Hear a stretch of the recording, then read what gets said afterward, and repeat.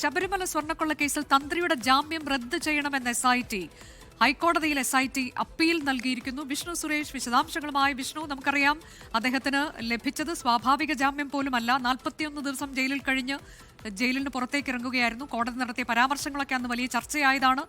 അത് പിൻവലിക്കണം, ഒപ്പം തന്നെ ജാമ്യം റദ്ദാക്കണം എന്നുള്ളതാണോ SITയുടെ ആവശ്യം?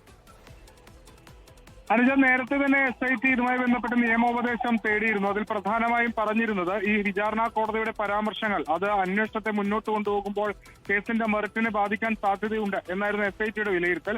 ആ പശ്ചാത്തലത്തിലാണ് ജാമ്യം റദ്ദു ചെയ്യണം എന്ന് ചെയ്യാനാകുമോ എന്ന് DGP അടക്കമുള്ള ആളുകളോട് നിയമോപദേശം തേടിയത്. നിയമോപദേശം ലഭിച്ചു. അതിന് പിന്നാലെയാണ് ഇപ്പോൾ തന്ത്രിയുടെ ജാമ്യം റദ്ദു ചെയ്യണമെന്നാവശ്യപ്പെട്ടുകൊണ്ട് SIT ഹൈക്കോടതിയെ സമീപിച്ചിട്ടുള്ളത്. കട്ടളപ്പാളി കേസിലും അതോടൊപ്പം തന്നെ ദ്വാരപാലക കേസിലും രണ്ട് കേസുകളിലും ജാമ്യം റദ്ദു ചെയ്യണം, അതോടൊപ്പം തന്നെ കോടതി പരാമർശങ്ങൾ നീക്കം ചെയ്യണം. ഈ രണ്ട് ആവശ്യങ്ങളാണുള്ളത്. പ്രധാന പ്രയർ ഈ കോടതിയുടെ പരാമർശങ്ങൾ നീക്കം ചെയ്യണമെന്നാണ്. പക്ഷേ അങ്ങനെ നീക്കം ചെയ്യണമെന്ന് മാത്രം ആവശ്യപ്പെട്ടുകൊണ്ട് കോടതിയെ സമീപിക്കാനാവില്ല. ആ ഒരു പശ്ചാത്തലത്തിലാണ് ജാമ്യം റദ്ദു ചെയ്യണം എന്ന ആവശ്യവുമായി ഇപ്പോൾ SIT ഹൈക്കോടതിയിലേക്ക് വന്നിരിക്കുന്നത്. തന്ത്രിക്കെതിരെ പ്രധാനപ്പെട്ട തെളിവുകളുണ്ട്. പക്ഷേ നിലവിൽ അന്വേഷണം നടക്കുന്ന ഘട്ടത്തിലാണ്. ആ ഒരു പശ്ചാത്തലത്തിൽ പൂർണ്ണമായും കോടതികളിൽ ഫൈനൽ റിപ്പോർട്ട് എത്തിയിട്ടില്ല. ഒരു മാസം 26-ാം തീയതി ഫൈനൽ റിപ്പോർട്ട് എത്തും.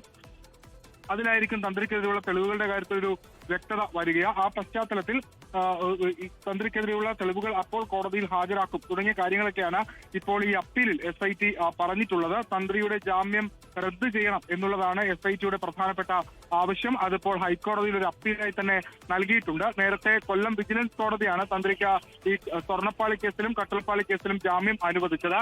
അന്ന് കോടതി നടത്തിയ പരാമർശം തെളിവിന്റെ കണിക പോലും ഇല്ല എന്നുള്ളതാണ്. അതോടൊപ്പം തന്നെ അന്വേഷണ സംഘം ഈ തന്ത്രിക്കെതിരെയുള്ള തെളിവുകൾ ഹാജരാക്കുന്നതിൽ പരാജയപ്പെട്ടു തുടങ്ങിയ ഗുരുതര പരാമർശങ്ങൾ ഉണ്ടായിരുന്നു. ആ പരാമർശങ്ങൾ പിന്നീട് രാഷ്ട്രീയമായി കൂടി ഏറ്റെടുക്കപ്പെടുകയും ചർച്ച ചെയ്യപ്പെടുകയും ഒക്കെ ചെയ്തതാണ്.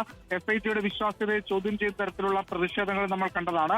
ആ ഒരു പശ്ചാത്തലത്തിലാണ് അത്തരം പരാമർശങ്ങൾ നീക്കം ചെയ്യണമെന്നും തന്ത്രിയുടെ ജാമ്യം റദ്ദു ചെയ്യണമെന്നും ആവശ്യപ്പെട്ടുകൊണ്ട് പ്രത്യേക അന്വേഷണ സംഘം ഇപ്പോൾ ഹൈക്കോടതിയെ സമീപിച്ചിട്ടുള്ളത്. കേസ് അടുത്ത ദിവസം തന്നെ പരിഗണിക്കാനുള്ള സാധ്യതയാണ് ഉള്ളത്. ഇന്നാണ് DGP മുഖേന ഇത്തരത്തിലൊരു അപ്പീൽ ഹർജി ഹൈക്കോടതിയിൽ അന്വേഷണ സംഘം സമർപ്പിച്ചത്. അനുജ, ശരി. തന്ത്രി കണ്ഠരര് രാജീവരുടെ ജാമ്യം റദ്ദാക്കണം എന്നുള്ള പ്രധാനപ്പെട്ട ആവശ്യവുമായാണ് SIT ഹൈക്കോടതിയിലേക്ക് എത്തിയിരിക്കുന്നത്. ഒപ്പം തന്നെ അദ്ദേഹത്തിന് ജാമ്യം നൽകിക്കൊണ്ട് വിജിലൻസ് കോടതി നടത്തിയ പരാമർശങ്ങൾ നീക്കം ചെയ്യണമെന്ന ആവശ്യം കൂടി മുന്നോട്ട് വയ്ക്കുകയാണ്. തെളിവ് കൃത്യമായി തന്നെ ഉണ്ട് തന്ത്രിക്കെതിരെ എന്നതാണ് SIT പറയുന്നത്.